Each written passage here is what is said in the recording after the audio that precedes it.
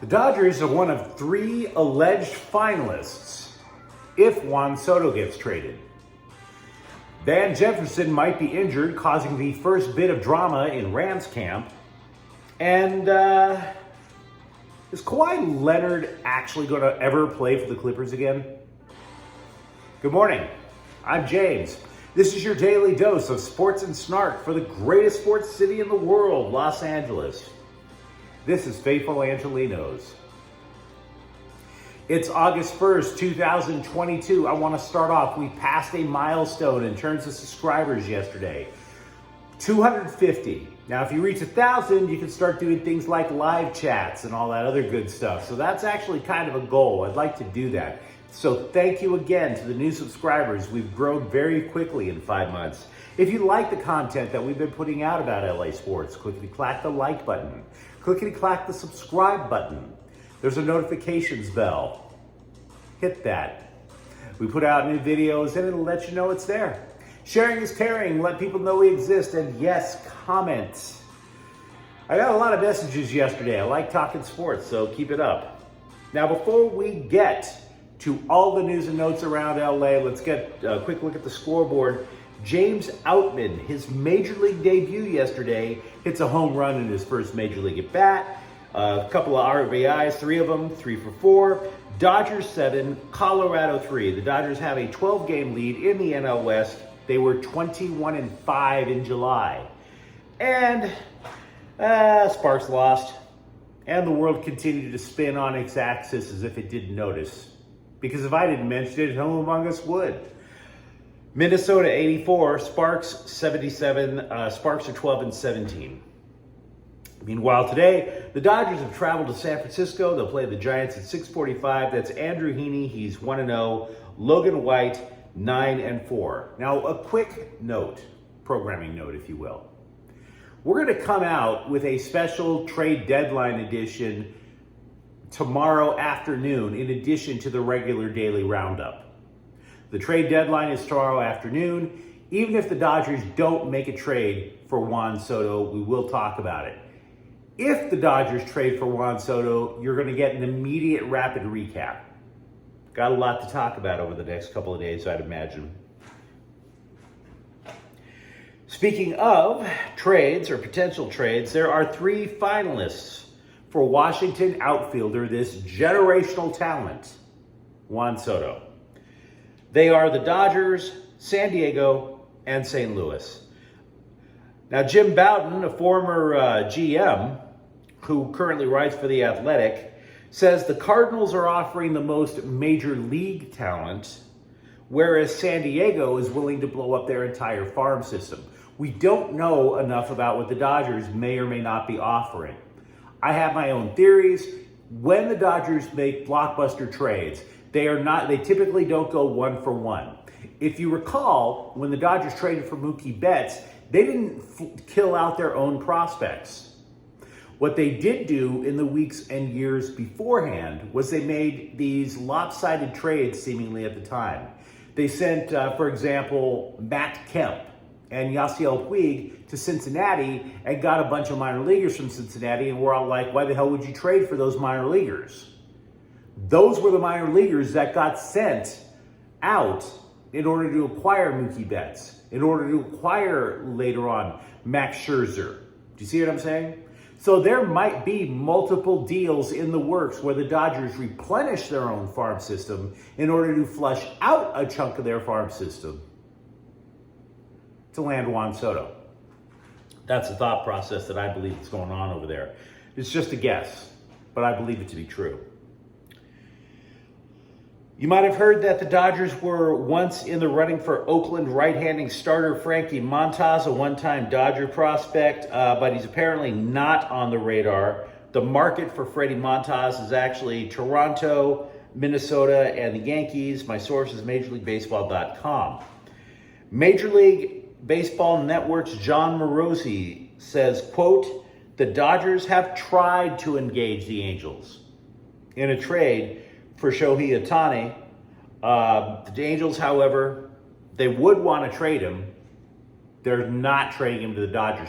You might recall that in other attempts where the Dodgers have tried to make trades with the Angels, owner Artie Moreno put his foot down.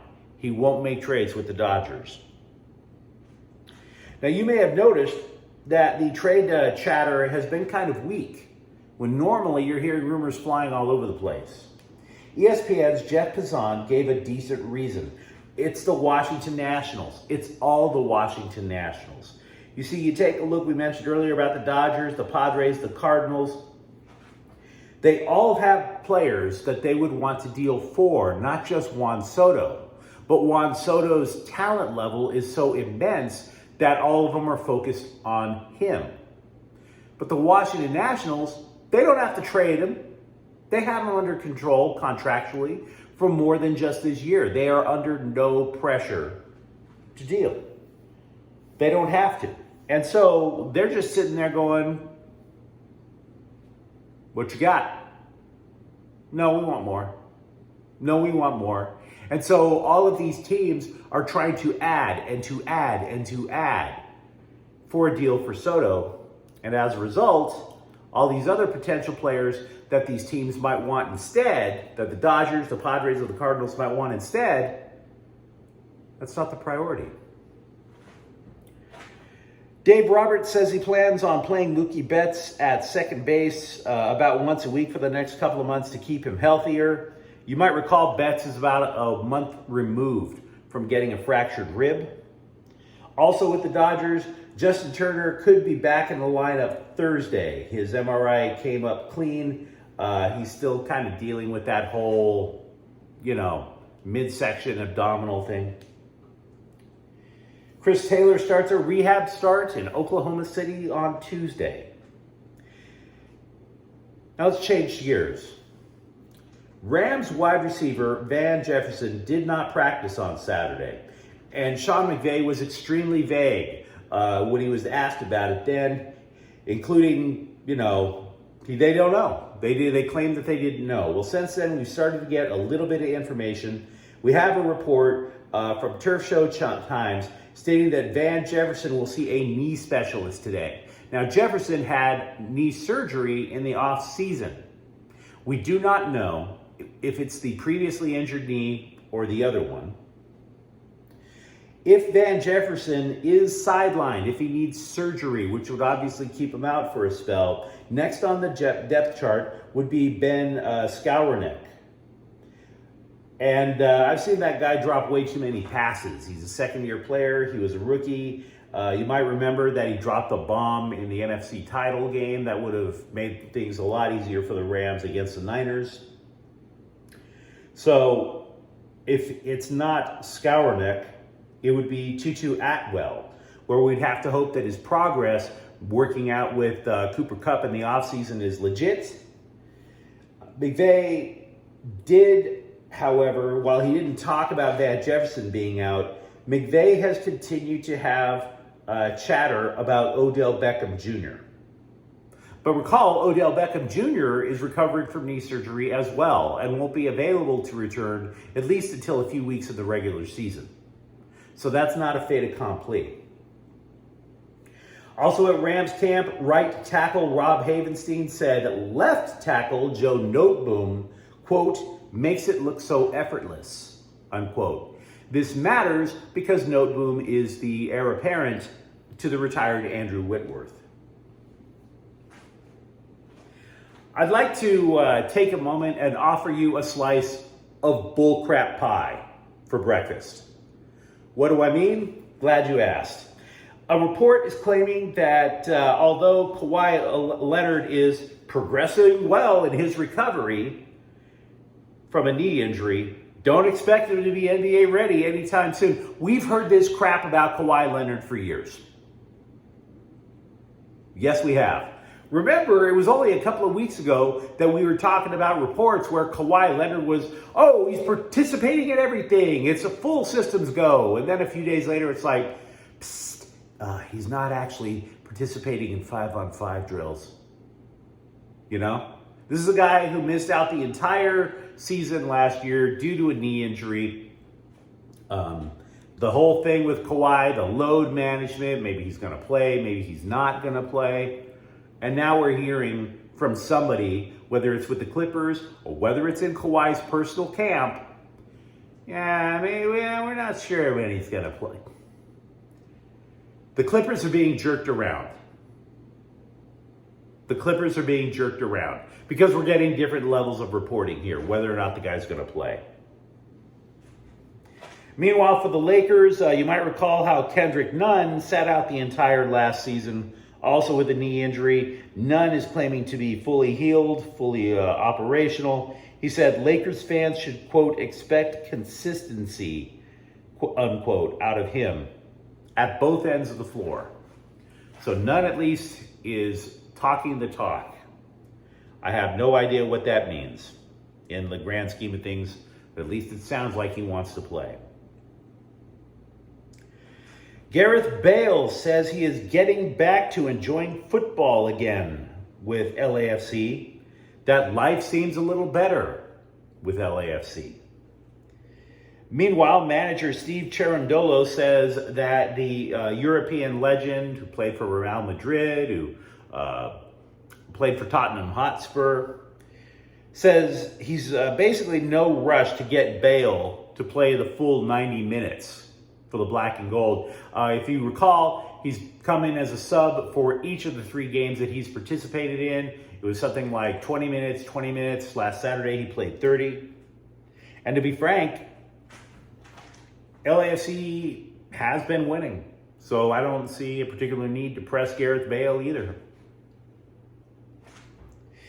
There are rumors about an FC Barcelona youngster, a midfielder, coming to the LA Galaxy. I'm not even going to mention the dude's name. Why? Why not, James? You're a Galaxy fan.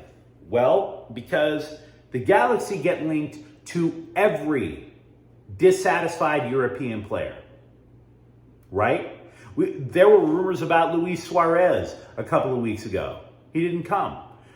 So there are just so many false rumors about the Galaxy being linked to this player, to that player, etc., that I'm not going to start mentioning it because I don't trust the European press. Now, if this guy does come, hey, I'll start tooting the guy's horn, which sounds a little awkward, but I'll toot it. Just not yet. The Chargers have signed a tight end, Sage Surratt. He was a champion in the USFL. So, whatever. Finally, there was this article that detailed how former UCLA Bruins football player Thomas Cole was pushed to the brink, pushed himself, actually, if you think about it, to the brink of suicide and actually attempted it. It's in the LA Times. I would highly recommend reading it. It resonated with me because, frankly, I used to be a comic out in LA. I knew a lot of people who did wind up succeeding in committing suicide. It's a story that really resonated with me. And if you have the opportunity, I think you should read it because, after all, we always talk when somebody does commit suicide about how we want people to reach out. I think that it's one of those things where we kind of want to emphasize the point where people should reach out and to give ourselves motivation to offer ourselves to others who are considering or contemplating these sort of things. Because it's a rather deep story that I would encourage reading. And I realize that's a bit of a downer, but it is Monday. It's the day of downers. If you enjoyed today's broadcast of Faithful Angelenos, don't forget to subscribe. We are trying to build something here for LA sports. Thank you for watching. I'm James. We'll be back tomorrow. And if the Dodgers make a trade, maybe even today. Faithful Angelenos is a Corte El Queso production. Take care.